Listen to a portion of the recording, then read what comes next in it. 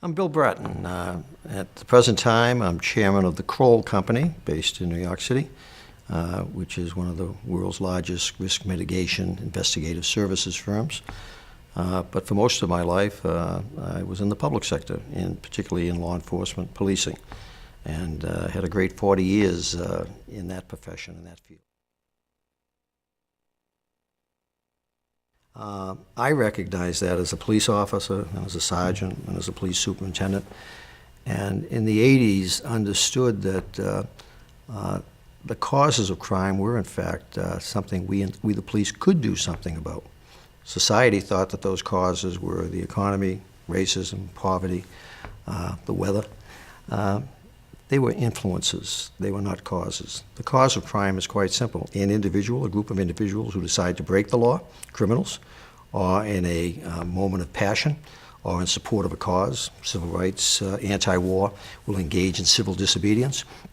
And we, the police, in a democracy, what we are charged with, the enforcement of laws, to do it compassionately, constitutionally, consistently. And I was fortunate that I understood that at a time when many, both in the profession and those who studied us from outside, did not. The idea that we had lost our way when we focused our goals on the reaction and response to crime rather than focusing our goals and attention on what we had been created for in the first place 150 years before, the prevention of crime. Weeds in the garden. Most people can understand that. If you weed the garden's going to be healthy. Broken windows. Don't allow graffiti. Don't allow prostitution. Don't allow the so-called quality of life offenses, the minor crimes. In the 60s, 70s, and 80s, American police were excused from and had no desire to deal with those because there were so many of them. But the public wanted them to focus on serious crime. From a motivational sense, it's serious crime is more sexy to go after, and cops are more motivated by that than chasing the prostitute off the corner or going after the fare evader in the subway. And the secret of broken windows, it was a strategy, a concept that fit beautifully into the problem-oriented policing concept, into the whole idea of CompStat. It was another significant tool.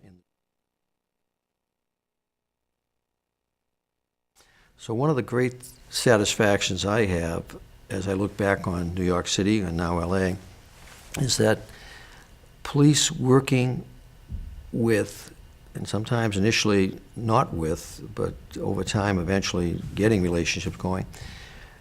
New York in 1990-91 had approximately 2,000 murders and 6,000 to 7,000 people shot every year. The vast majority, 80 to 90%, were minorities, and the significant majority of those African Americans. New York this year will have about 500 murders on average, 1,500 fewer. Over the last 20 years, just think of that, 30,000 fewer young men and women who would have probably died if we had not found a way to be effective, the vast majority of them being African American, and the approximately 30,000 who would have killed them, most of whom would have ended up, 90% of them, in jail. So there's 60,000 individual lives that have been positively impacted by police finding a way to reduce violence.